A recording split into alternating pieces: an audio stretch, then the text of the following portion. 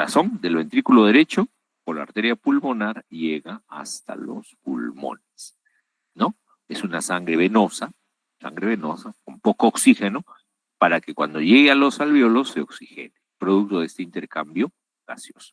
Entonces, esa cantidad de sangre que llega, ¿no?, del corazón hacia los pulmones es la perfusión.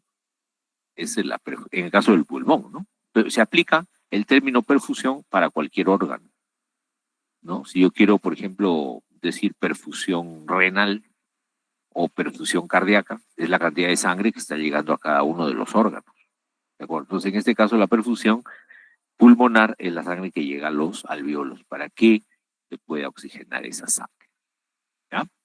¿Está claro?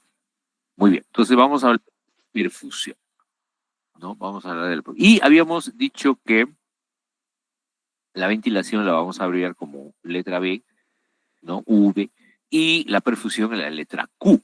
Por eso que la relación BQ es la relación ventilación-perfusión, ¿no? Tiene que haber una proporcionalidad entre ellas, ¿no? Así como hay una buena ventilación, tiene que haber una buena perfusión, pero ambas encontrarse en un equilibrio, ¿ya? ¿Ok? Ya, entonces, una vez que entra la sangre al pulmón, ¿no? Una vez que entra la sangre al pulmón por la arteria pulmonar, esta se ramifica dentro del pulmón y la sangre tiene que llegar a todo el pulmón. No va a llegar pues a una parte nomás, ¿no? Tiene que llegar a todo el pulmón, desde el vértice hasta la base, a todo el pulmón, ¿ya? Entonces, ahí interviene obviamente las presiones, ¿no? A mayor presión arterial, pues se perfunde mejor, ¿no? Ahora, si la presión arterial está disminuida o la presión venosa está aumentada, ya no hay una buena perfusión, ¿no? La presión alveolar también, ¿no? Para que llegue el aire, tiene que haber una buena presión alveolar. Y de esa manera hay un buen intercambio gaseoso. Y otro factor que interviene es la gravedad, ¿no? ¿Ok? ¿Cómo es que interviene la gravedad? Bueno, imagínense ustedes, ¿no? Imagínense ustedes, si una persona está de pie, ¿no? Si una persona está de pie, entonces la sangre que entra al pulmón, ¿hacia dónde irá más? ¿Hacia la base o hacia el vértice? ¿Hacia dónde creen ustedes que va más?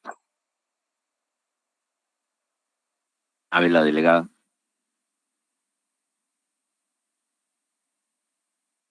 ¿Qué hice?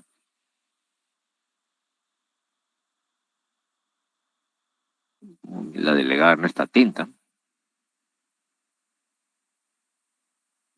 Repito, si una persona está de pie, la sangre que entra al pulmón, ¿a dónde irá en mayor cantidad? ¿Hacia el vértice o hacia las bases? Muy bien, Belita. Díaz, Castañeda, muy bien. Hacia la base, claro, por gravedad, pues, por gravedad. Claro, muy bien, Guapaya, hacia la base. Claro, por gravedad. ¿No es cierto?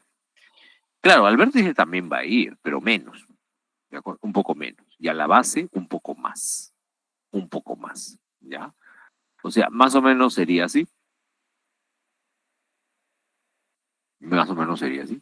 Fíjate tú, entra la sangre, ¿no? En la parte central del pulmón no hay mucho problema, ¿no? No hay mucho problema. Ahí sí la presión alveolar es un poquito mayor que la presión arterial y la presión arterial es un poquito mayor que la presión venosa, ¿no? Esa es la proporción ideal, ¿no? Pero ¿qué pasa en la base? Miren, la base está llegando más sangre, ¿no? Entonces acá la presión venosa va a ser mayor que la presión arterial, ¿de acuerdo? ¿Ya? Y en el vértice, mira lo que ocurre. En el vértice, la presión alveolar es mayor que la presión arterial. ¿Ya? Porque acá en el vértice entra mayor cantidad de aire que de sangre. ¿De acuerdo? Entonces, de acuerdo a esta perfusión y ventilación pulmonar, podemos dividir al pulmón en tres zonas. zona 1, zona 2 y zona 3. En la zona 1 habrá mayor ventilación que perfusión. ¿Estamos de acuerdo? En la zona 2 más o menos hay un equilibrio, ¿no? Más o menos igual la perfusión y la ventilación. Y en la zona 3 hay mayor perfusión que ventilación. ¿Ya? Mayor perfusión que ventilación. ¿Ya? ¿De acuerdo? Entonces, fíjate, cuando estamos de pie, mira, cuando estamos de pie, la sangre, ¿hacia dónde se va? Fíjate, acá está un poquito más, si toda la sangre de color rojo, mira, acá el color rojo que ves abajo, en la base del pulmón es más intenso, ¿no? ¿Por qué? Porque está llegando más sangre a la base. Y al vértice menos, por eso que está más clarito. ¿Se dan cuenta? ¿Ya? ¿Y qué pasa cuando uno se echa? Cuando estás durmiendo, por ejemplo. Estás durmiendo, estás echado, entonces ahí sí no hay mayor problema, ¿no? No hay mayor problema porque al estar echado, entonces ya ahí sí la distribución de la sangre es homogénea en todas las zonas pulmonares, ¿no? Entonces, esto de las zonas pulmonares más se aplica cuando la persona está de pie, cuando el pulmón está en posición vertical, ¿no? Porque incluye la gravedad, ¿no? ¿Ok? ¿Se acuerdan de la circulación pulmonar o no? ¿Se acuerdan? Nosotros tenemos dos circulaciones, ¿no? La circulación mayor o sistémica y la circulación menor o pulmonar, ¿cierto? ¿Sí? ¿Se acuerdan? Ya. Ok. ¿Dónde comienza, por ejemplo, si hablamos de la circulación pulmonar, dónde comienza la circulación pulmonar? Comienza en el ventrículo derecho, ¿cierto? ¿No? ¿Sí? La sangre llega por la vena cava, llega a la aurícula derecha, pasa al ventrículo derecho, ¿sí? Y del ventrículo derecho, la sangre, ¿por dónde sale? Por la arteria pulmonar, por la arteria pulmonar, en dirección a los pulmones, ¿ya? Ahora, si nosotros tomamos las presiones de ambas arterias, tanto de la arteria que sale del ventrículo derecho, que es la arteria pulmonar, y la del ventrículo izquierdo, la que sale de la arteria aorta, las presiones no son las mismas, a pesar que la sangre que sale en ambos ventrículos es el mismo. El volumen es el mismo, el que expulsa cada ventrículo es el mismo, pero las presiones que soportan las arterias son diferentes. ¿Por qué? Porque cada una de estas arterias irriga diferentes regiones del cuerpo. La arteria pulmonar, por ejemplo, irriga solamente el sistema respiratorio, nada más, los pulmones, nada más. O sea, es un circuito corto. En cambio, la arteria aorta es sistémica, o sea, se ramifica y da ramas para todo el organismo. Entonces, obviamente que la sangre tiene que salir con más presión, ¿no es cierto? Tiene que salir con más presión. ¿Por qué? Porque si sale con baja presión, imagínate que por la arteria aorta la sangre salga con baja presión. ¿Qué pasaría? No llega, pues, no llegaría la sangre a todas las células del cuerpo, ¿no? Es como una manguera, ¿no? Ustedes ponen una manguera en el caño de su patio, ponen la manguera y desenrollan la manguera y para regar su jardín. ¿Qué pasaría si usted abre el caño y hay bastante presión de agua? ¡Pum! Sale el agua con fuerza y puede recorrer todita la manguera. Supónganse que la manguera es de 30 metros. Recorre y sale con fuerza todavía por el otro extremo, ¿no? Porque está saliendo con presión el agua. Ahora, ¿qué pasaría si el agua sale, hay poquita presión de agua? Hay poca presión de agua. Usted conecta su manguera de 30 metros, usted abre la llave, sale el agua con bajita presión. Entonces, la pregunta es, ¿saldrá agua por el otro extremo de la manguera? ¿Qué dicen? ¿Saldrá agua? Y si sale, saldrá un poquito, ¿no? Sale un poquito, porque no hay presión, pues, de agua. Igual es la arteria aorta.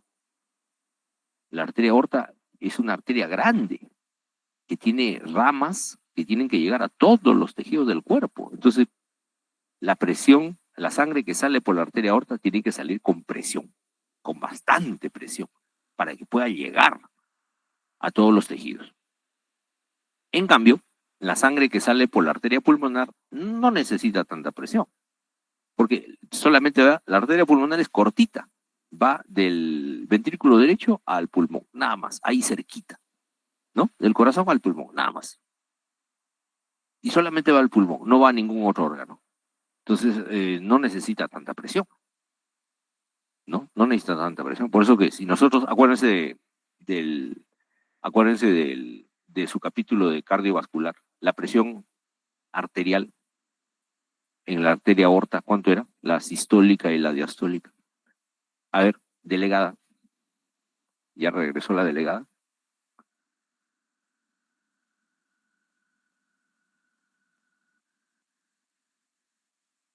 Yo creo que la delegada entró y se fue.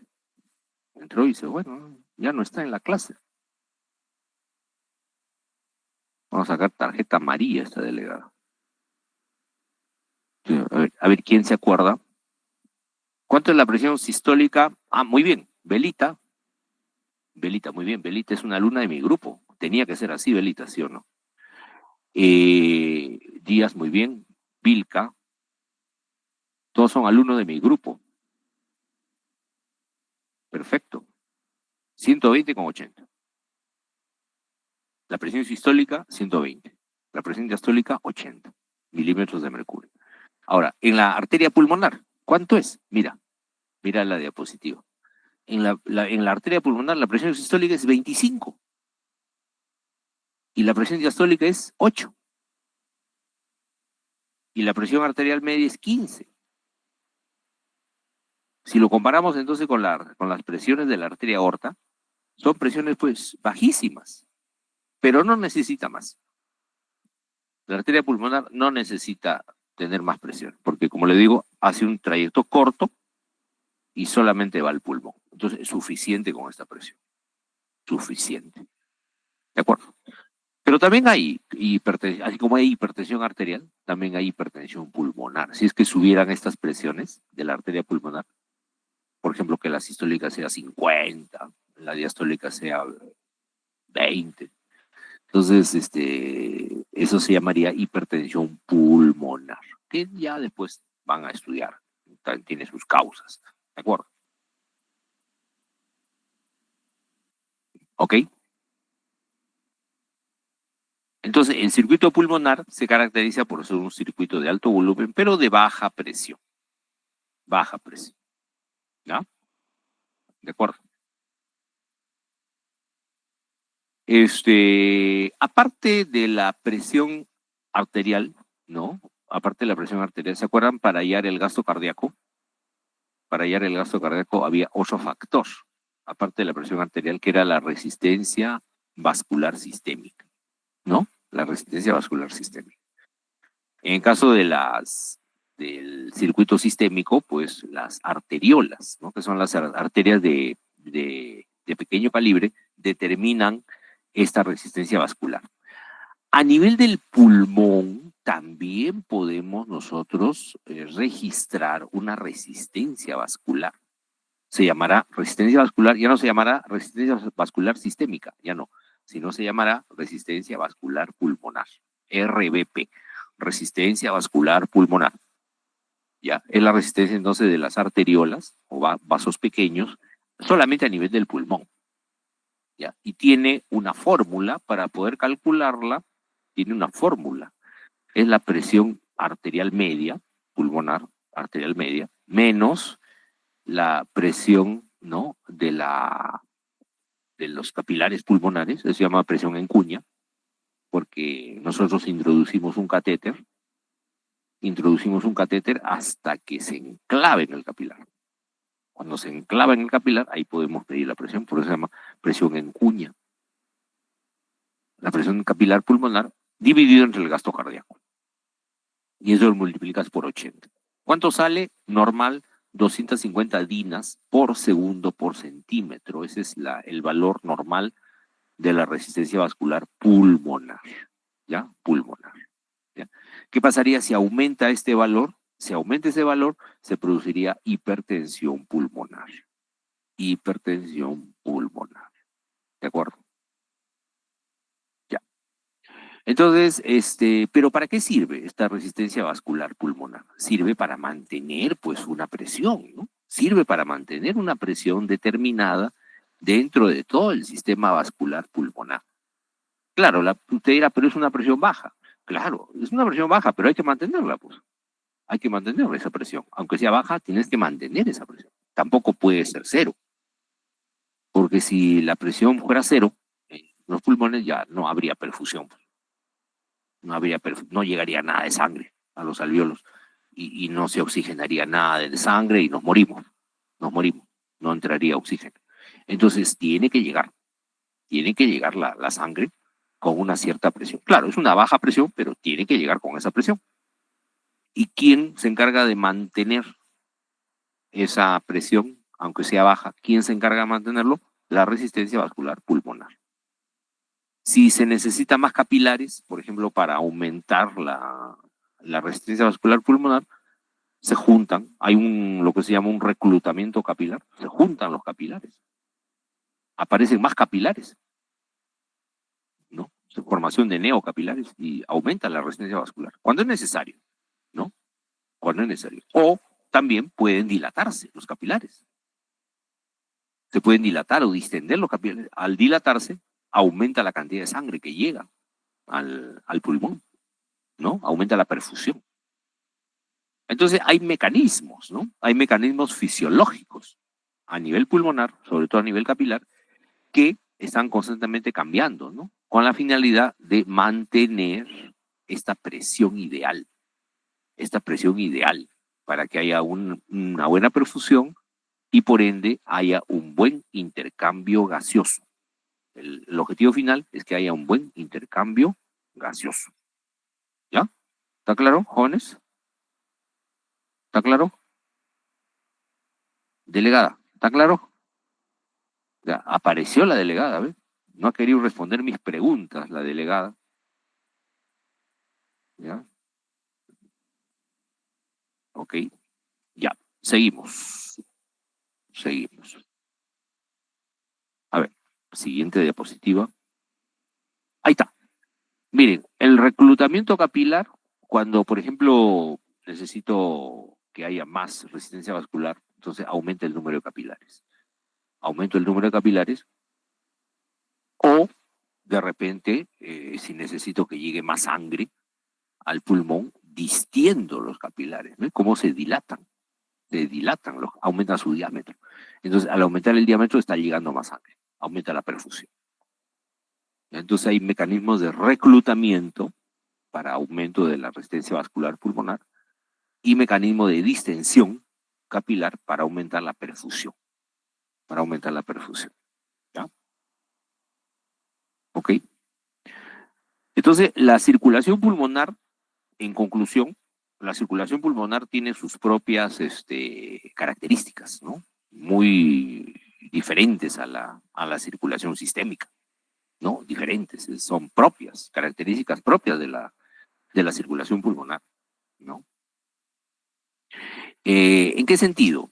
La circulación pulmonar también puede variar sus presiones. Ya ahí hemos dicho, la presión sistólica normal de la arteria pulmonar es 25, la diastólica es 8. Pero esas presiones también no son fijas, son variables. Son variables, ¿no? ¿De qué va a depender? ¿De qué va a depender? Básicamente de las presiones parciales de los gases respiratorios. O sea, la presión parcial de oxígeno y la presión parcial de CO2. De eso va a depender las presiones que hay en la circulación pulmonar. O sea, se adapta a la necesidad de oxígeno o de CO2 el circuito pulmonar. ¿Ya? Por ejemplo, ¿qué pasaría si aumenta la presión arterial de oxígeno? Si aumenta la presión arterial de oxígeno, ¿no? Entonces se produce una vasodilatación pulmonar, ¿no? Se produce una vasodilatación pulmonar, ¿ya? Para que entre más sangre. Entra más sangre, entonces aumenta la presión, en la arteria, ¿no? Porque en la vena, bueno, no interesa mucho la presión de oxígeno en la vena. Lo que interesa es la presión de oxígeno en la arteria. ¿Por qué? Porque la arteria es la que va a llevar el oxígeno pues a las células. Entonces me interesa cuánto es su presión, porque dependiendo de la presión de oxígeno en la arteria, se determina la saturación de oxígeno en la sangre arterial. Son dos cosas diferentes, jóvenes. No confundir la presión de oxígeno arterial con la saturación de oxígeno arterial. Son dos cosas diferentes. Claro, van de la mano. Eso sí, van de la mano. O sea, a mayor presión de oxígeno en la arteria, habrá mayor saturación. Y viceversa. Y viceversa. ¿Estamos de acuerdo? ¿Ya? ¿Se acuerdan en la época de la pandemia? ¿No? Ustedes, ustedes ya estaban en la universidad en el tiempo de la pandemia, todavía, ¿no? O estaban en el colegio todavía, ¿no? En el 2020. ¿Qué año ingresaron, delegada? ¿Qué año ingresaron ustedes a la universidad?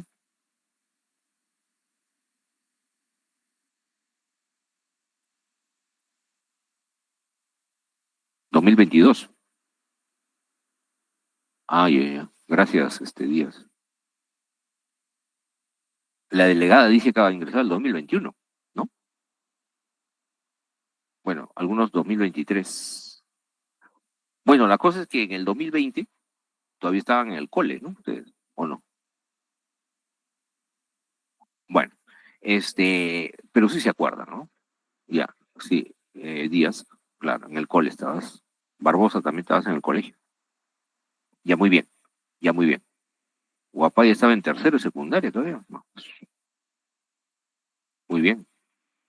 Entonces, en la pandemia, acuérdense, cuando llevaban a los pacientes a emergencia con insuficiencia respiratoria, no podían respirar, que me ahogo, me falta el aire, llegaban y qué cosa es lo primerito que le medían al paciente. Lo primerito que le medían al paciente para determinar si se quedaba hospitalizado o se iba a su casa. ¿Qué cosa medían? ¿Se acuerdan o no? Muy bien, Olivera. Muy bien, Romina. Zabaleta, Belita, Leiva, Ramos, muy bien, Vilca, muy bien. La saturación de oxígeno, Guapaya, así es. La saturación de oxígeno. Porque mientras haya una buena saturación de oxígeno, no hay problema. No hay problema, porque las células van a seguir recibiendo una buena cantidad de oxígeno para seguir superviviendo. La clave era esa, mantener una buena saturación. Por eso que les ponían oxígeno allá, bueno, a los pacientes que lo necesitaban, ¿no?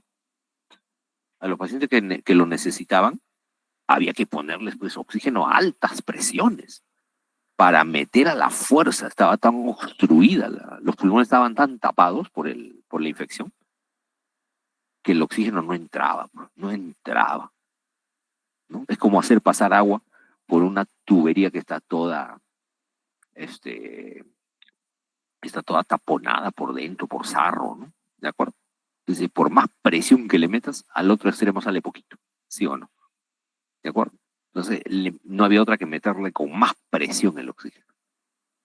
Ya. Y bueno, en algunos se podía, en otros pacientes ya no se podía, ya la cosa era irreversible, el paciente fallecía. Entonces, antes, si no se podía con el oxígeno, había que intubarlo, ¿no? O sea, meter un tubo de frente que llega hasta el pulmón, o sea, para meter el oxígeno directamente, ¿no? Porque la vía respiratoria estaba obstruida. Pues había que meter de frente el oxígeno al pulmón. Ya muchas veces, ya ni con eso. Ya la infección estaba tan avanzada que ya ni con eso.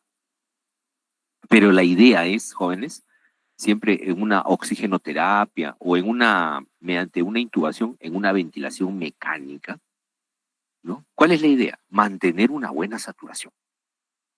Mientras que la saturación esté más de 90%, el médico tranquilo, tranquilo. Ese paciente, bueno, se salva, ¿no? Más de 90% ya, se salva. Pero si a pesar de todo lo que haces, el oxígeno a máxima presión, ya, llévenlo a cama UCI, intúbalo, intúbalo. Y a pesar de la intubación, la saturación no subía, no llegaba a 90, 80. Imagínate, paciente con 70 de saturación. Ya no, ya esos pacientes eran candidatos, ¿no? Al más allá. Sí, pues, ya muchos morían. Ya el médico decía, no, este ya no sube la saturación. Por más que él estaba intubado, oxígeno a máxima presión, no subía la saturación. Ya no había, ahí ya no se puede hacer más nada. No se puede hacer más nada. Ya es imposible hacer algo más. Se hizo todo lo humanamente posible. ¿De acuerdo? Entonces, la clave, jóvenes, la clave, ¿cuál es? Para las células. ¿Cuál es la clave? Mantener, ¿qué cosa? Una buena saturación de oxígeno. ¿No? Nuestra saturación normal es 95% o más. ¿No? En una persona sana, saludable, debe ser 95% o más. ¿No? Con esa saturación se garantiza que todas las células reciban un buen aporte de oxígeno. ¿Y de qué depende la saturación de oxígeno? De la presión arterial de oxígeno. ¿No es cierto? ¿Y de qué depende que haya una buena presión arterial de oxígeno? Que haya una buena ventilación y que haya una buena perfusión. ¿No? O sea, que llegue una buena cantidad de aire y que llegue una buena cantidad de sangre. ¿Está claro? Ya, entonces, cuando hay un aumento en la presión arterial de oxígeno, es porque ha habido una vasodilatación pulmonar. Entra más sangre. En cambio, si disminuye la presión, ¿qué pasa si hay una disminución de la presión alveolar de oxígeno? Si hay una disminución de la presión alveolar de oxígeno, se va a tener que producir una vasoconstricción potente. ¿Para qué? Para aumentar la presión en la arteria y de alguna manera compense esa disminución de la presión alveolar. Si el paciente tiene algún problema y no puede entrar la adecuada cantidad de oxígeno con el aire. Entonces, cuando hay vasoconstricción en zonas que tienen presión alveolar de oxígeno baja, entonces se desvía esos flujos de sangre hacia dónde? Hacia lugares donde la presión alveolar de oxígeno esté mejor. Por ejemplo, puede ser en el vértice del pulmón, ¿no? Los vértices pulmonares ventilan mejor. Entonces, de repente, si es así, si las bases no llega bien el aire y en el vértice sí, entonces el organismo, fíjate, nuestro organismo es sabio, ¿no? Nuestro organismo es sabio. Entonces hace vasoconstricción en las zonas basales del pulmón y hace vasodilatación en las zonas apicales, para que entre más sangre por ahí, porque ahí hay más aire. Donde hay más aire, tiene que ir más sangre. Y donde hay menos aire, tiene que ir menos sangre. Porque, ya les digo, tiene que haber siempre esa proporción entre el aire y la perfusión. Ya, eso con la finalidad de que, ¿cuál es la finalidad? Mejorar el intercambio gaseoso, ¿no? Mejorar el intercambio gaseoso. ¿Ya? ¿De acuerdo? Hay factores, entonces, que afectan la resistencia vascular pulmonar. ¿De qué manera? Por ejemplo, si se produce vasoconstricción pulmonar, si hay vasoconstricción, ¿qué pasa con la resistencia vascular? Aumenta, ¿de acuerdo? Llega menos sangre, ¿ok? ¿Cuándo ocurre eso? Cuando baja la presión alveolar de oxígeno, lo hemos comentado hace un momento, cuando hay aumento de CO2, cuando hay una acidosis, cuando se te baja la temperatura, una hipotermia, cuando hay estimulación del simpático, bueno, etcétera. Hay un montón de causas, ¿no? Y cuando hay lo contrario, una vasodilatación pulmonar, por ejemplo, cuando le pones oxígeno a un paciente, cuando le pones oxígeno a un paciente, oxigenoterapia, hay vasodilatación pulmonar. Entonces, al haber vasodilatación pulmonar, disminuye la resistencia vascular pulmonar.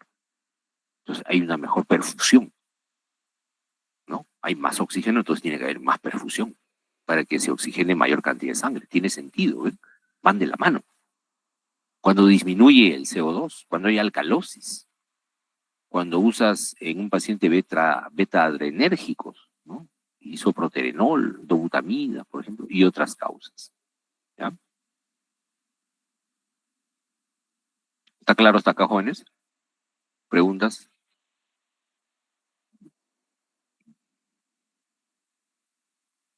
La delegada dice que todo claro.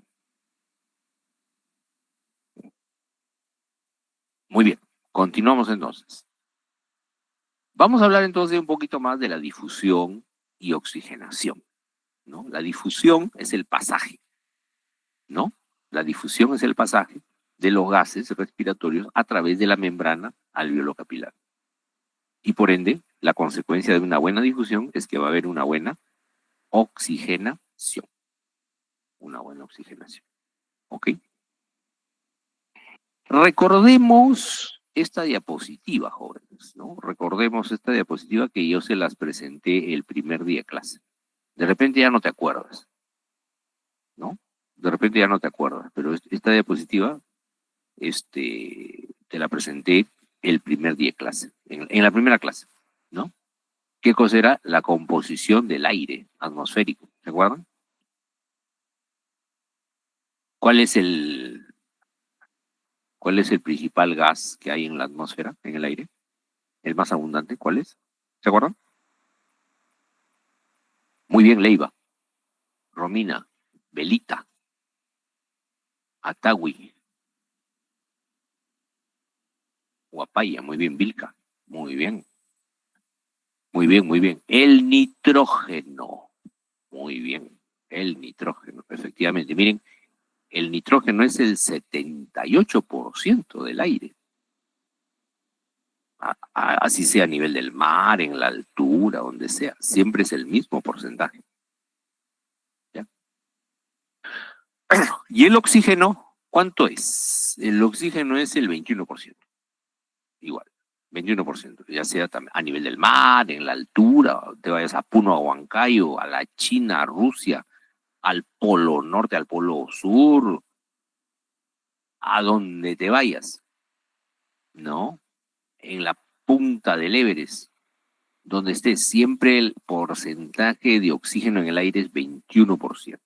Lo que varía es la presión, eso sí, la presión varía, pero el porcentaje no, el porcentaje siempre es constante. ¿Ok? Y el 1% restante son ya dióxido de carbono y otros gases raros, ¿no? ¿Se acuerdan? Por ley general de los gases, la presión atmosférica total, que a nivel del mar es 760 milímetros de mercurio, ¿no? 760. Por ley general de los gases, la presión total de una mezcla de gases es igual a la suma de sus presiones parciales, ¿no es cierto? O sea, por ejemplo, tenemos la presión del nitrógeno, más la presión de oxígeno, más la presión de CO2, etcétera. Toda la suma de todas las presiones parciales debe dar la presión total. ¿Y cómo hacemos? Por ejemplo, ¿cómo saber la presión parcial de oxígeno? Fácil, pues, fácil. Si la presión atmosférica a nivel del mar es 760 milímetros de mercurio y sabemos que el porcentaje de oxígeno en el aire es 21%, sencillísimo. ¿Cuánto será el 21% de 760? Entonces, el 21% de 760 es 159,6 milímetros de mercurio. Esa será la presión parcial de oxígeno a nivel del mar. Eso sí puede variar. Eso sí varía. Si te vas a la altura, por ejemplo, te vas a Huancayo, ¿no? Si te vas a Huancayo, que está a ver, delegada, ¿a qué altura está Huancayo? Cultura general. ¿A cuántos metros sobre el nivel del mar está Huancayo?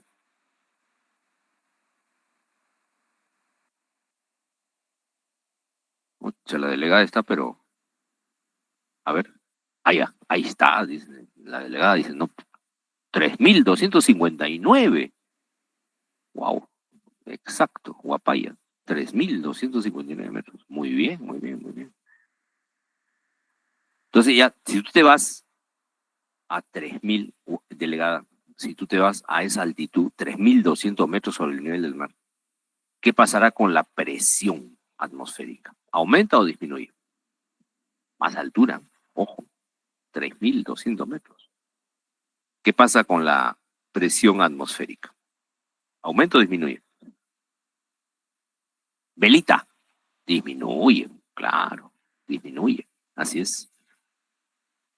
Y entre más subas, por ejemplo, te vas a 4.000 metros, te vas a Cerro de Pasco, que está a 4.000, ¿no? O escalas una montaña, el Huascarán, 5.000 metros, ¿no? Cada vez que subes más, la presión va bajando, va bajando. ¿Ya? Baja la presión atmosférica y por ende también baja la presión de oxígeno, ¿no es cierto? Porque la presión de oxígeno siempre va a ser el 21% de la presión atmosférica. Entonces imagínate que la presión atmosférica baje de 760 a 500. Bueno, el 20% de 500 ya va a ser solamente 100. O sea, la presión de oxígeno parcial, la presión parcial de oxígeno va a ser solo 100. Entonces ahí sí va a haber problemas de oxigenación, porque el oxígeno no va a entrar con la presión suficiente. Por eso que los andinistas, ¿no? El deporte, ¿no? Los andinistas, los deportistas que escalan montañas, cuando escalan una montaña, por ejemplo, que escalen el Huascarán, o los que escalan el Everest, por ejemplo, ya cuando están a más de 5.000 metros, tienen que usar ya un balón de oxígeno. Tienen que usar un balón de oxígeno, porque si no, no lo hacen. O sea, la presión ya de oxígeno ya es muy baja en el aire. Se pueden asfixiar, puede haber una hipoxia y mueren. ¿Estamos de acuerdo? ¿Ya? ¿Ok? Muy bien, entonces hemos recordado cómo se calcula la presión parcial de los gases. ¿Ya? Entonces, a nivel del mar, la presión de oxígeno, parcial de oxígeno es 159.6 milímetros de mercurio. Llega el aire a los alvéolos, ¿no? Y el oxígeno tiene que pasar del alvéolo a la sangre, ¿no? Y para pasar del alvéolo a la sangre, tiene que atravesar toda esta membrana de difusión o membrana alvéolo capilar. Esta membrana tiene los siguientes componentes. Primero tiene la sustancia surfactante. Esta es la sustancia surfactante. ¿Se ve el mouse? Sí, doctor. Sí se ve, ¿no? El mouse. Ya. Entonces, miren. Esta es la sustancia surfactante. Lo primerito que tiene que pasar el oxígeno. ¿Eh? El oxígeno está acá, miren. Este es el oxígeno que está en el alvéolo y tiene que llegar hasta la sangre. O sea, meterse hasta el glóbulo rojo. ¿Ves? Hasta acá. Entonces, primero atraviesa la sustancia surfactante, luego el epitelio del alvéolo, el epitelio del alvéolo, la célula epitelial del alvéolo. Luego la membrana basal, que es común al alvéolo y al capilar pulmonar. Luego la célula endotelial del capilar, ¿de acuerdo? Ahí está. Y recién ahí llega la sangre y se mete al glóbulo rojo y se une a la hemoglobina. Entonces, toda esta membrana se llama membrana de difusión o membrana alveolo-capilar. Tiene estos elementos, ¿no? La sustancia surfactante, la célula epitelial del alveolo, la membrana basal y la célula endotelial del capilar, ¿no? Esos forman esta membrana alveolo-capilar. ¿Ya? Es una membrana permeable al oxígeno. El oxígeno pasa sin problemas del alveolo a la sangre. ¿Por qué? Porque la presión de oxígeno en el alvéolo es mayor que la presión de oxígeno en la sangre. Si no fuera así, si la presión de oxígeno fuera igual en ambos lados, no hay pasaje. No hay pasaje de oxígeno. ¿Ya? La presión de oxígeno tiene que ser mayor en el alvéolo que en la sangre para que comience a entrar. ¿Ya? Y el CO2 igualito pero al revés. La presión de CO2 es mayor en la sangre que en el alvéolo. Y por eso sale el CO2. Sale el CO2. Y es más, el CO2 difunde más rápido que el oxígeno. El coeficiente de difusión del oxígeno es bajo con respecto al coeficiente de difusión del CO2. El CO2 difunde con mayor facilidad. ¿Ya? Con mayor facilidad. Bueno, entonces, ¿qué cosa es la difusión?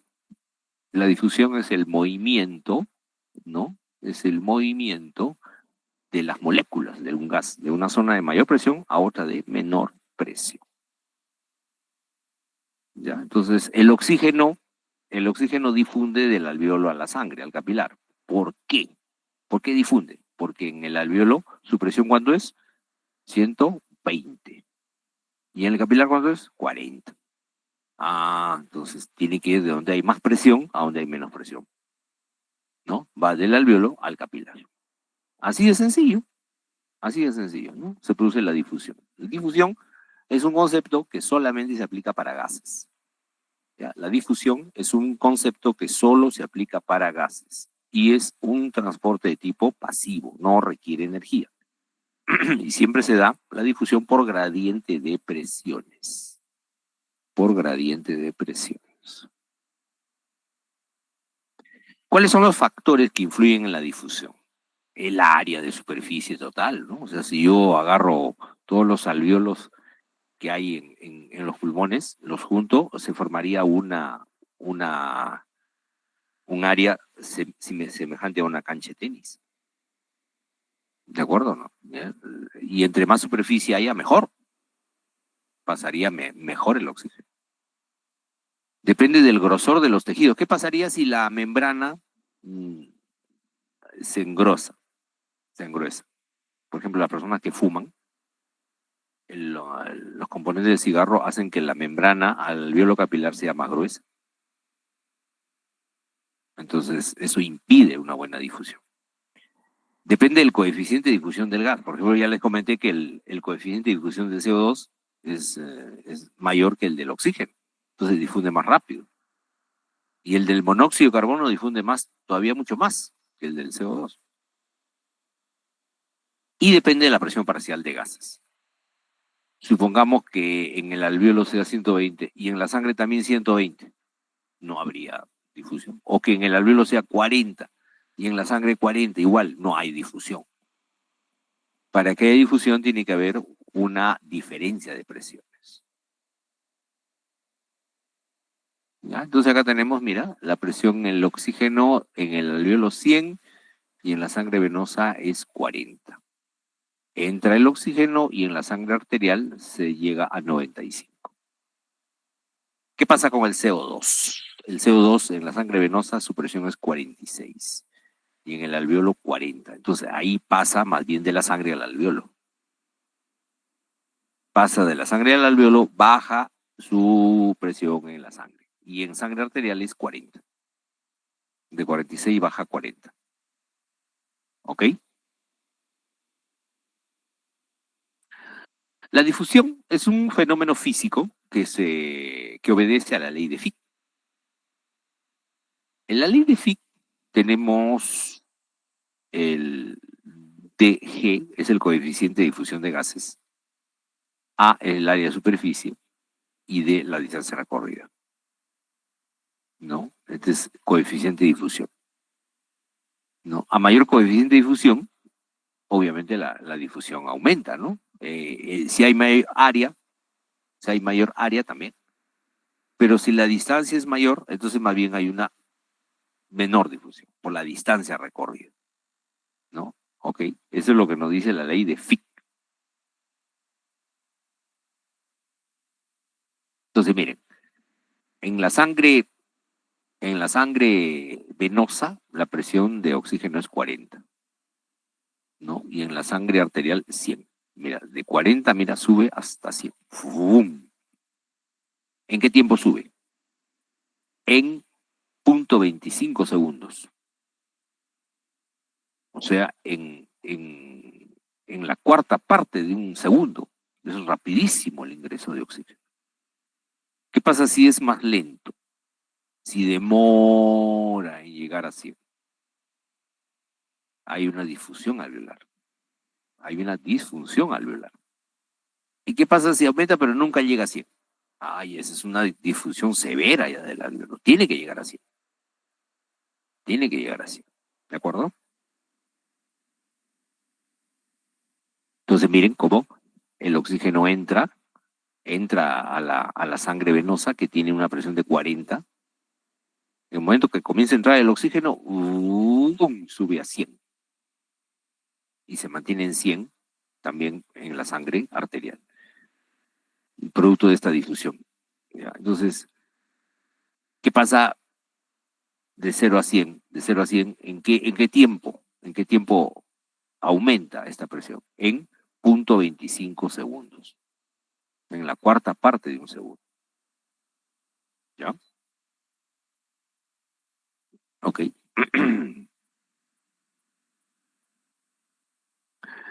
Hay pruebas. Si yo quiero, por ejemplo, saber si la difusión está bien en un paciente, ¿no? Porque a veces hay patologías respiratorias que afectan la ventilación, hay otras patologías que afectan la perfusión y hay otras que afectarán la difusión, ¿no? Alterando la estructura de la membrana alveolo capilar. Entonces, ¿cómo medir la funcionalidad de la membrana alveolo capilar? Aplicando un test de difusión. Un test de difusión. Por ejemplo, la difusión del monóxido de carbono, ¿no? La difusión del monóxido de carbono. Entonces, ¿cómo hacemos esto?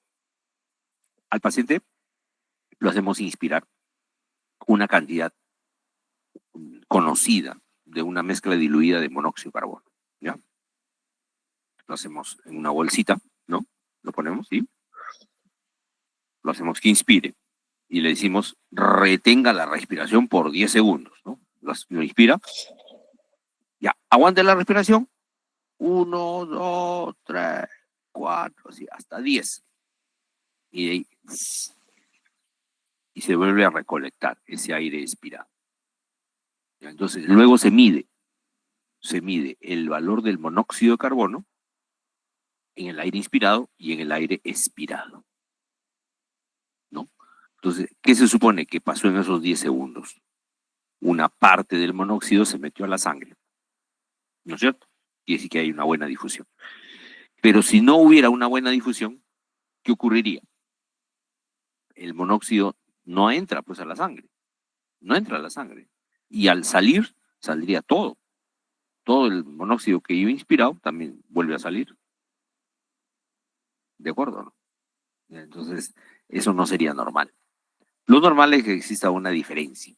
Y esa diferencia más o menos es 25 mililitros por minuto por milímetro de mercurio. ¿Ya? Entonces, hay siempre una diferencia. ¿Ya? ¿De acuerdo? Producto de la difusión.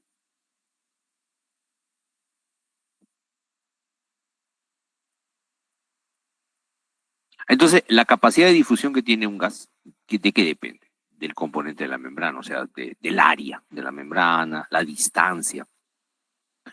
Depende de la presión parcial del gas. Y cuando ya está en la sangre, depende de la reacción con la hemoglobina. Por ejemplo, el oxígeno, para que pueda llegar adecuadamente a las células, tiene que unirse a la hemoglobina para formar la oxihemoglobina. Obviamente, también entonces dependerá el buen transporte de gases, dependerá de que exista una buena concentración de hemoglobina. ¿No es cierto? Una buena concentración de hemoglobina. Entonces, pregunto, en una persona que está con anemia, por ejemplo, la concentración normal de hemoglobina es 14 en un varón, y yo no tengo 14, tengo 7 de hemoglobina. ¿Afecta o no la oxigenación de las células? ¿Qué dicen ustedes? ¿Afecta o no? Claro, claro, delegada, afecta. Puede haber una buena cantidad de oxígeno que está entrando a la sangre, pero no hay una buena cantidad de hemoglobina, pues. Entonces, como no hay una buena cantidad de hemoglobina, no hay el vehículo. No hay el vehículo. Es como es como las colas del metropolitano, delegada, ¿no? O sea, los pasajeros son el oxígeno. Y el transporte, el bus, es la hemoglobina.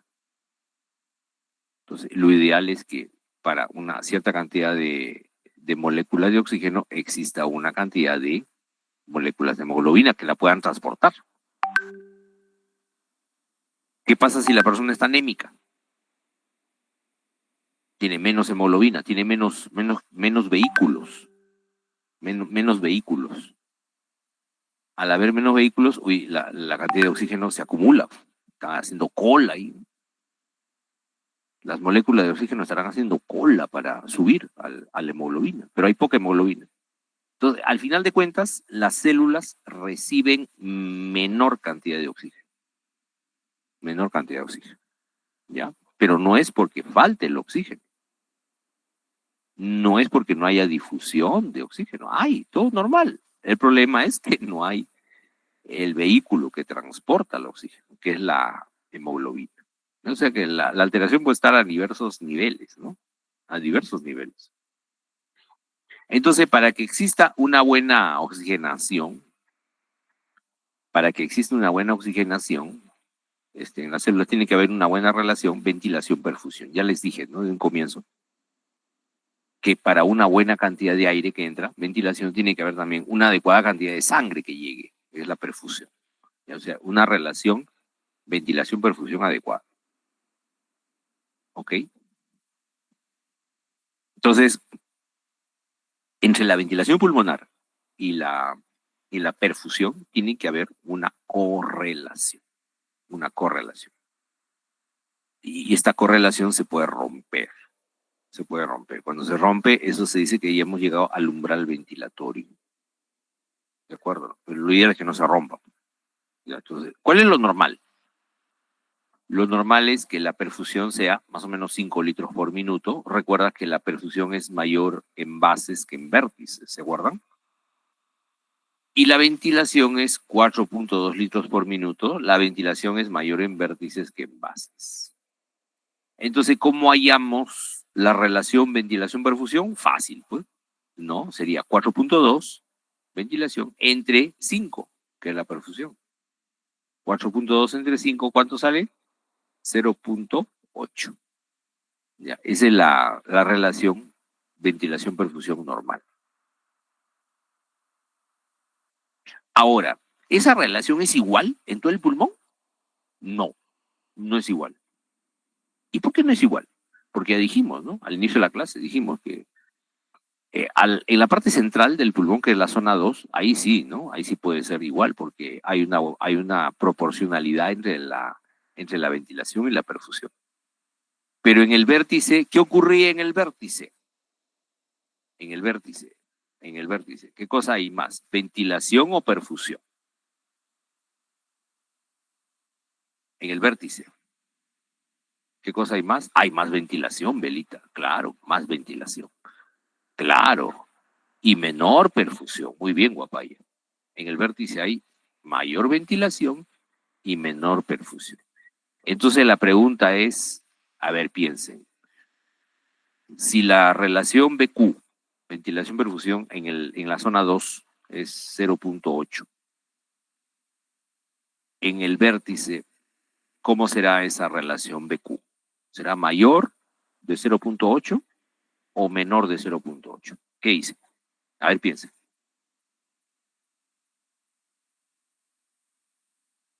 Hay más ventilación que perfusión. Entonces la relación BQ aumenta o disminuye.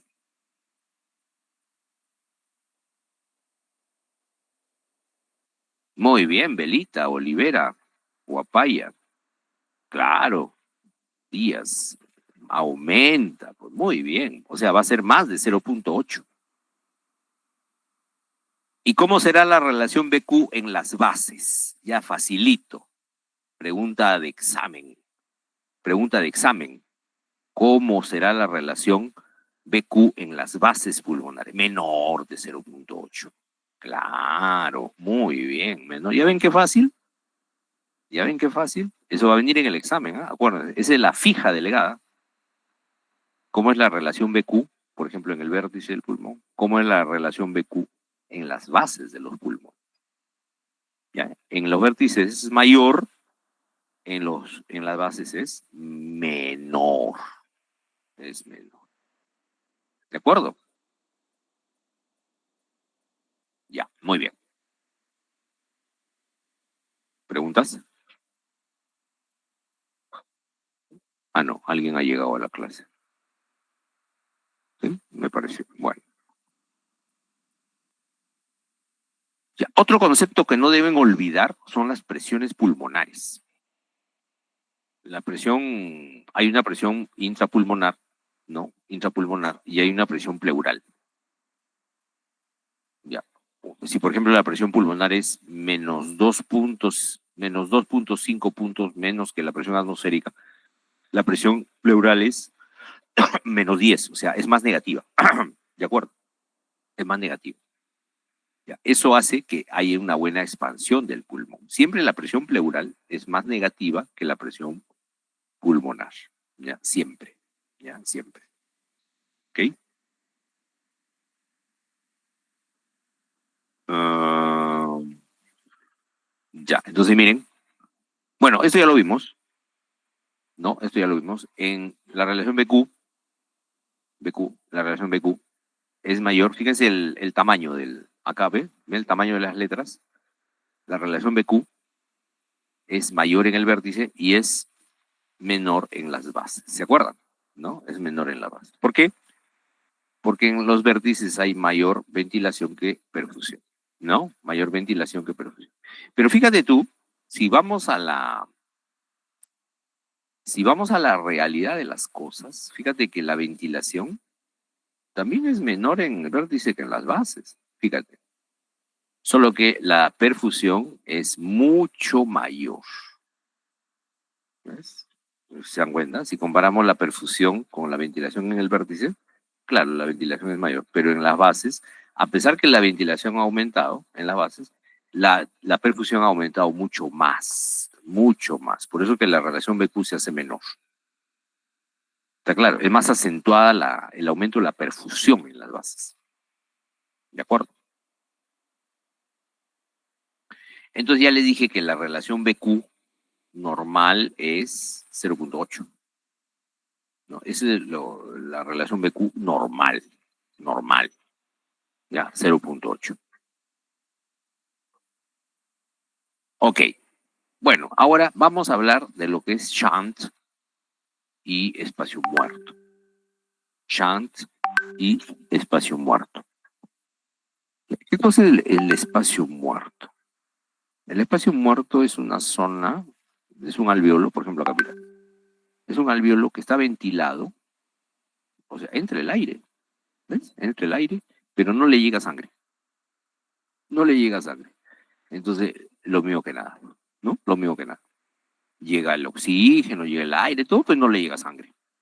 Entonces, este oxígeno que está acá es muerto porque no va a entrar a la sangre. Entonces, este se llama espacio muerto. Este se llama espacio muerto. ¿Y qué cosa es un shunt? Shunt es al revés. Por ejemplo, hay una zona obstruida del pulmón, no llega aire a un alveolo. ¿Ven? Acá, no llega aire al alveolo. ¿Llega sangre? Sí, llega sangre. O sea, hay perfusión, pero no hay ventilación. No hay ventilación. Entonces, un espacio muerto,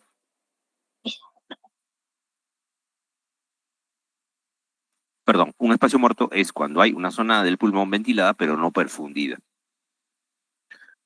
Y un shunt pulmonar es una zona donde hay buena perfusión, pero no hay ventilación. No hay ventilación. ¿Ya está claro?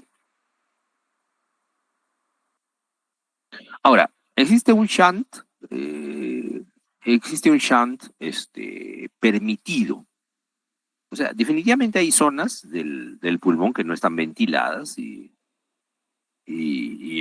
producto, por ejemplo, de alguna enfermedad. Yo tuve tuberculosis, he tenido neumonías, por ejemplo.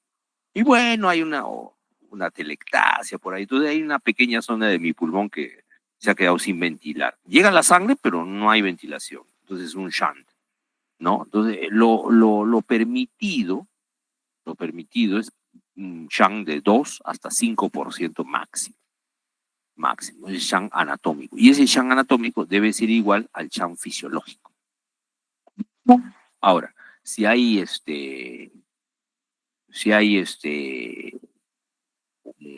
una enfermedad, como te digo, que produzca un shunt mayor, las zonas ya más grandes del pulmón sin ventilarse.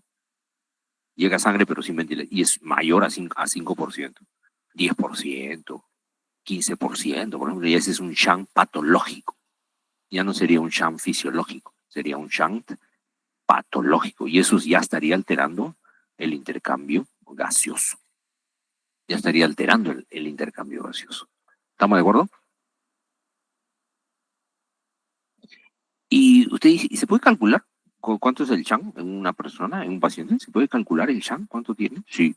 Ya, eso es una prueba ya más especializada porque se necesita un catéter que entre por la arteria pulmonar, ¿no? Un neumólogo, por ejemplo, mete un catéter por la arteria pulmonar, llega y puede medir las concentraciones de oxígeno, de CO2 y calcula el shunt. Pero hay una fórmula también para hallar ese shunt. Hay una fórmula, ¿no? Que es esta de acá, ¿no? Pero bueno, no vamos a entrar en esos detalles porque es una fórmula compleja, ¿no? Que no, en realidad, solamente quería mostrarles que existe la manera de calcularlo, ¿no? Existe la manera de calcular, ¿ya? ¿Ok? Entonces, bueno, se puede calcular en base al contenido de oxígeno que hay en el capilar pulmonar, menos el contenido de oxígeno en la sangre arterial, sobre el contenido de oxígeno en capilar pulmonar menos el contenido de oxígeno en sangre venosa, ¿no? Y así podemos calcular el shunt. Que como le digo, si está entre 2 a 5% es normal. Es normal. Pero si ya supera el 5% ya no. Ya ese es un shunt patológico, ¿no? Y hay una enfermedad, alguna alteración en el pulmón que está provocando el incremento del shunt. ¿Ya? Bueno, y así en neumología, por ejemplo, si a ustedes les gusta la neumología, jóvenes, ¿no? La neumología, pues, es la rama de la medicina que se ocupa de las enfermedades respiratorias, ¿no? ¿Estamos de acuerdo? ¿No? De repente a alguno de ustedes les va a gustar la neumología. Ah, ¿de acuerdo? De repente a la delegada le va a gustar la neumología, ¿no? ¿Delegada o no? No sabes todavía. Entonces, si por ejemplo te gusta la neumología, entonces el neumólogo se va a entrenar, ¿no? Se va a entrenar en diferentes pruebas, para realizar diferentes pruebas a los pacientes, ¿no? Pruebas especializadas, que no lo hace un médico general, pues. No lo hace un médico general, ¿de acuerdo? Entonces, el médico general, por ejemplo, examina a un paciente y ya, si tiene una enfermedad respiratoria ya media complicada, no puede diagnosticar, lo manda al neumólogo, ¿no? Lo manda al neumólogo. Entonces, por ejemplo, el neumólogo puede hacer pruebas como la que estamos acá, puede utilizar índices de recambio gaseoso para estimar el shunt fisiológico. Tenemos la relación arterial alveolar de oxígeno, ¿no? Fíjense ustedes, ¿no? Vamos a encontrar la relación arterial alveolar de oxígeno, ¿no? La relación arterial alveolar de oxígeno, si es que, bueno, acá está la fórmula, ya no nos detenemos mucho en la fórmula porque, bueno, es una cuestión matemática, pero si el shunt, por ejemplo, es entre 0.5 a 0.8, es moderado, ¿no? Si es de 0.25 a 0.30 es significativo, ¿no? Significativo. Bueno, en este caso están considerando de 0.30 a 0.50, ¿no? Normal. Y menos de 0.25 es crítico. Menos de 0.25 es crítico. ¿Ya? ¿Ok? Ese es un tipo de prueba. La relación arterial alveolar de oxígeno. ¿Ya? Otra prueba también para que se usa para estimar el shunt es el cociente entre la presión arterial de oxígeno y el FiO2. El FiO2, que es la fracción inspirada de oxígeno, ¿no? Por ejemplo, la presión arterial de oxígeno es 100. Es 100. La fracción inspirada de oxígeno, ¿cuánto es? Es 0.20, ¿no? 0.20. ¿Ya? Entonces, si nosotros dividimos 100 entre 0.20 o 0.21, ¿no? Entre 0.21, debe dar 500 o 550, que es el cociente normal. Y luego ese valor obtenido de 500, 550 se resta del valor normal y por cada diferencia de 100 el shunt es 5%. Por ejemplo, si fuera 450, si fuera el valor normal 550 y el calculado es 450, habría una diferencia de 100 y el shunt sería 5%. Entonces, cuando es 500, el shunt es 5%. Cuando es 400, es 10%. Cuando es 300, es 15%. Y cuando es 200, es 20%. Entonces, cuando es 500, es normal. El shunt es 5%. Pero si baja a 400, ya el shunt aumenta. Aumenta a 10%. Entonces ya no es normal. Ya está muy elevado. Y se sigue elevando conforme esta relación disminuye. ¿De acuerdo? Otra prueba para estimar el shunt fisiológico es la gradiente alveolo arterial. Medir la gradiente alveolo arterial, pero cuando el oxígeno está al 100%. O sea, tú le pones una mascarilla al paciente, le pones oxígeno al 100%, ya no al 20%, porque en la atmósfera está al 20%, 21% para ser más exactos. Pero si tú quieres que el paciente oxigene mejor, ¡pum!, le pones su mascarilla, su conectado al balón de oxígeno y ¡brum!, le pones oxígeno al 100%. Pues es como si estuviera respirando un aire que es puro oxígeno. Oxígeno puro. ¿De acuerdo? Entonces, ahí se mide la gradiente alveolo arterial. O sea, la presión alveolar de oxígeno menos la presión arterial de oxígeno. ¿Cuánto es lo ideal? Que sea 100? Porque está entrando más, pues, está entrando más oxígeno al alveolo. Acuérdense ustedes que antes habíamos visto que la presión alveolar de oxígeno era 100. Y la presión arterial, ¿no? Puede ser desde 80 hasta 100 también. O sea, puede ser de 0 a 20. De 0 a 20. Pero cuando tú pones más oxígeno en el alveolo, esa diferencia se eleva. Se eleva hasta 100. ¿De acuerdo? Se eleva hasta 100. ¿Ya? Y cada 20 milímetros de mercurio de diferencia equivale a 1% de shunt.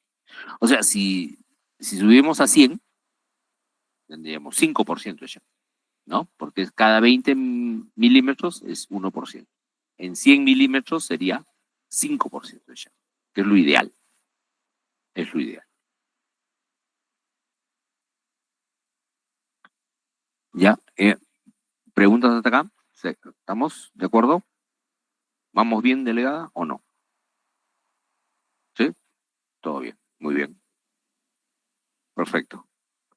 Entonces, ya les decía que el intercambio gaseoso depende de que haya un buen equilibrio.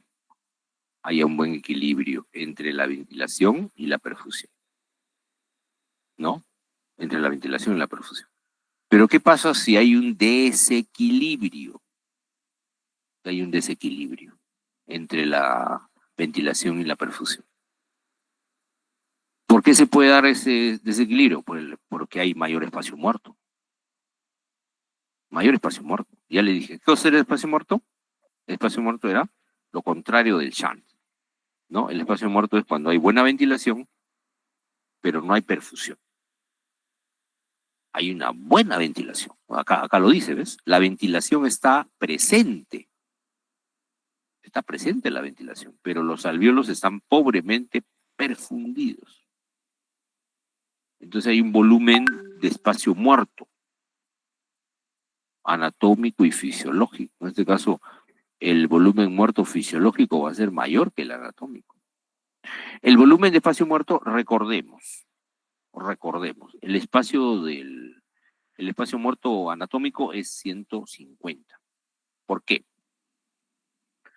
Porque cuando uno inspira, ingresa más o menos 500 mililitros, que es el volumen de aire corriente, volumen tidal, ¿se acuerdan, no? Ok, ingresa 500. De esos 500, 350 van a los alvéolos y 150 se quedan en las vías respiratorias. Esos 150 que se quedan en la vía respiratoria, ese es el volumen de espacio muerto. Ese es el volumen de espacio muerto. ¿Ya? 150. Eso es lo normal. Pero ¿qué pasa? Y ese espacio muerto anatómico tiene que ser igual al fisiológico. Ahora, ¿qué pasa si hay un espacio muerto a nivel pulmonar, donde no debe haber? El espacio muerto fisiológico va a ser mayor que el anatómico. Va a ser mayor que el anatómico. Ese es un espacio muerto. ¿Ya? Cuando hay, fíjate, una buena ventilación, pero no hay perfusión. Es un espacio muerto. ¿Y el CHAN qué cosa es? El CHAN es una zona donde hay una buena perfusión, pero no hay ventilación. No hay ventilación. ¿De acuerdo? ¿Qué cosa es lo normal? Lo normal es que haya una buena ventilación y además también una buena perfusión. ¿Ok? Ahora, usted dirá, ¿y yo puedo medir ese espacio muerto? ¿Se podrá medir ese espacio muerto? Sí. También los neumólogos tienen pruebas. Tienen pruebas, test, para medir el espacio muerto. ¿Ok? Por ejemplo, midiendo la gradiente arterial alveolar de CO2. Mido la gradiente arterial alveolar de CO2. O sea, cuánto hay en arteria menos lo que hay en alveolo. ¿Ya? Entonces, esa gradiente normal, ¿no? Es 2 milímetros de mercurio menor que la arterial. ¿Qué pasa si incrementa? Si hay un incremento, quiere decir que hay un aumento del espacio muerto fisiológico. No debe aumentar esa gradiente más allá de 2 milímetros de mercurio. ¿Ya? Si hace mayor, 4, 6, 8 milímetros de mercurio, entonces quiere decir que hay un incremento del espacio muerto fisiológico. ¿Ya? ¿Ok?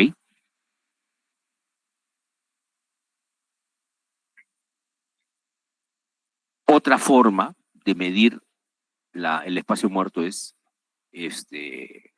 calculando la disparidad de la ventilación minuto menos la presión arterial de CO2. Ya, la disparidad entre la ventilación minuto y la presión arterial de CO2. ¿Esto cómo es? Cuando hay un aumento en la ventilación minuto, se supone que, por ejemplo, una persona que hiperventila, comienza a hiperventilar. Entonces, ¿qué pasa con mi contenido de CO2, con mi presión arterial de CO2? ¿Qué pasa? ¿Aumenta o disminuye? A ver, ¿quién contesta?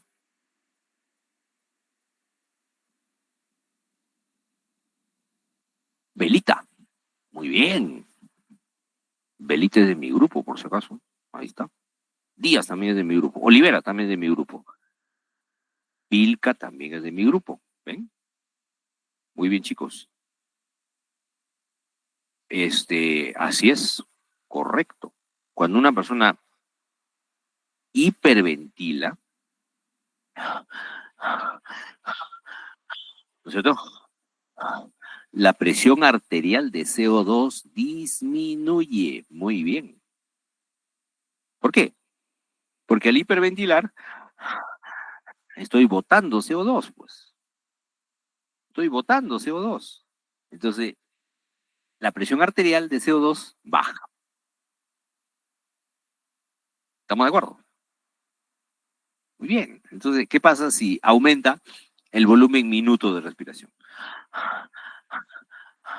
Espero yo que haya un descenso, ¿no? Haya un descenso en la presión arterial de CO2.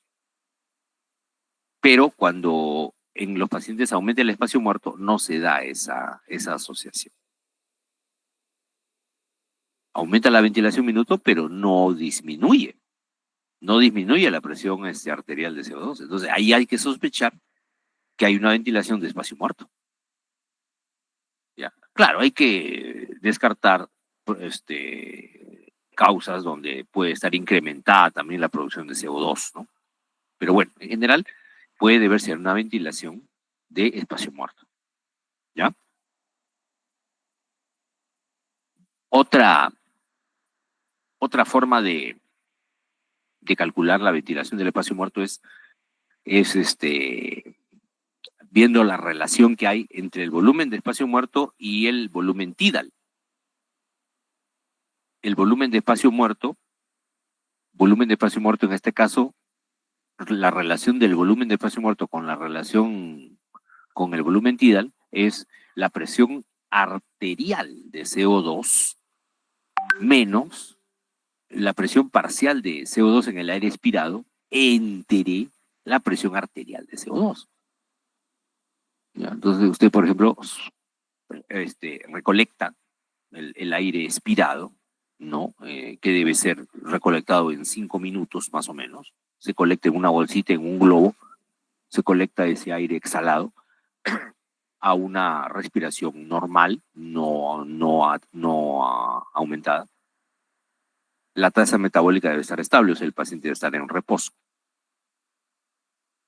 Y como resultado de aplicar esta fórmula, lo normal es que salga entre 0,25 y 0,40, o sea, entre 25 y 40%. Muy bien. Entonces, ¿cómo es la relación ventilación-perfusión?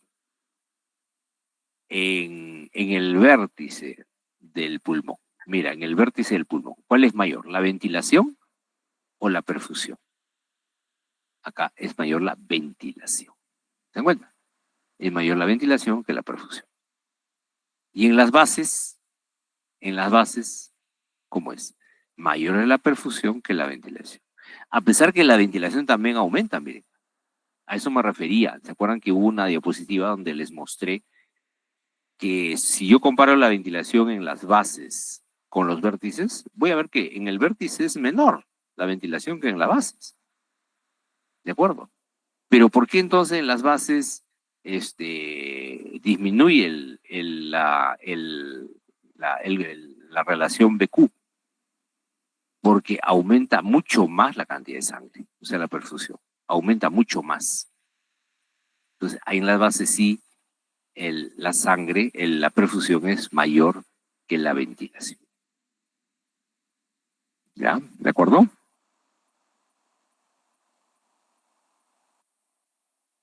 Entonces, ¿qué pasa si hay un desequilibrio?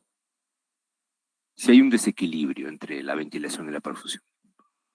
Hay mucha ventilación, poca perfusión, bueno, lo que sea. Si no hay un buen equilibrio entre la ventilación y perfusión, no va a haber un buen intercambio gaseoso. Es la verdad. No va a haber un buen intercambio gaseoso. ¿Ok? Fíjate acá, ¿ves? La ventilación-perfusión, ¿no? Es menor en los vértices, en la mitad del pulmón un poquito más, y en la base de los pulmones es mayor la relación ventilación-perfusión. Entonces, si no hay una buena ventilación-perfusión, no hay un buen intercambio gaseoso, no entra la adecuada cantidad de oxígeno a las células, y no hay una buena oxigenación, disminuye la cantidad de oxígeno en la sangre, eso se llama hipoxemia. Eso se llama hipoxemia, ¿no? Okay. Y puede haber retención de CO2 también. No se elimina el CO2, se comienza a retener el CO2. ¿De acuerdo? Entonces acá tenemos, miren, en este pulmón tenemos los vértices y las bases. Lo único que vamos a ver acá, por ejemplo, en los vértices, fíjate acá, fíjate cuánto es.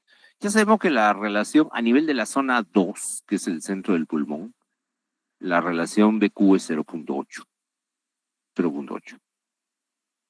Hemos dicho que en los vértices la relación BQ debe ser mayor y en las bases debe ser menor, ¿no? Por ejemplo, yo les pregunto aquí, en estos pulmones, ¿cuánto es la relación BQ en los vértices pulmonares? ¿Cuánto es?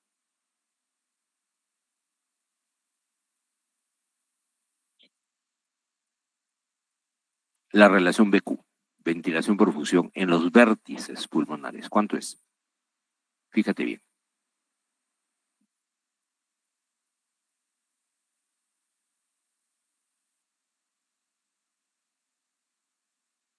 ¿Nadie?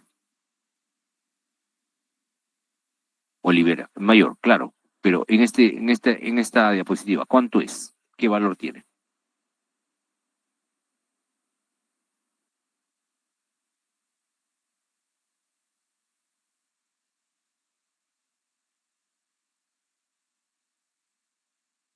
¿No se ve?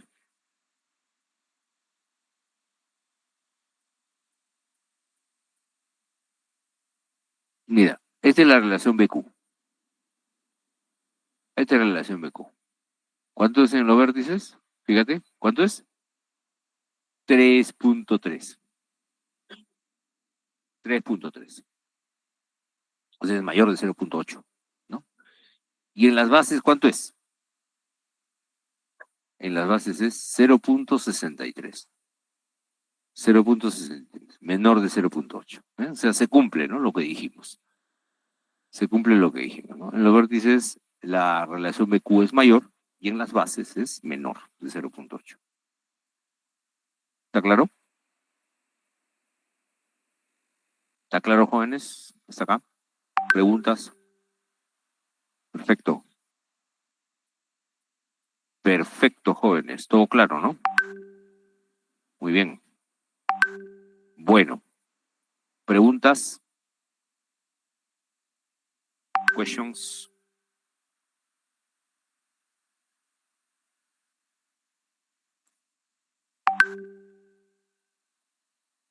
Delegada, ¿no hay preguntas? Vilca dice todo claro. Ya, ok. Muy bien. Entonces, jóvenes, acá nos quedamos, ¿no? Acá nos quedamos. Y ya la próxima clase delegada sería el día lunes, ¿no? ¿Ok? Ah, sí, la próxima clase sería el día lunes. 1:50 el lunes. Y ahí ya tendríamos la última clase de respiratorio. Nos falta ver solamente lo que es transporte de gases. ¿Ya? Hacemos transporte de gases el día lunes. Y con eso ya terminaríamos el capítulo de fisiología respiratoria y el miércoles, el próximo miércoles ya iniciarían el capítulo de fisiología digestiva. ¿Ya? Bueno, muy bien, jóvenes. Ahora hay grupos que tienen práctica, seminario, y ya pueden ir entonces a sus respectivas sesiones, ¿no? Del día de hoy, ¿ya? Ya no, entonces el lunes, ¿ya? Barbosa, creo que tiene una pregunta. Doctor, disculpe, pasó lista al inicio de la clase. Creo que ingresé un poco tarde. Gracias. Ve, la delegada no me avisa. Gracias, Barbosa. Falta la lista, jóvenes, ¿no? Un ratito, ¿ya? Un par de minutos, no se vayan.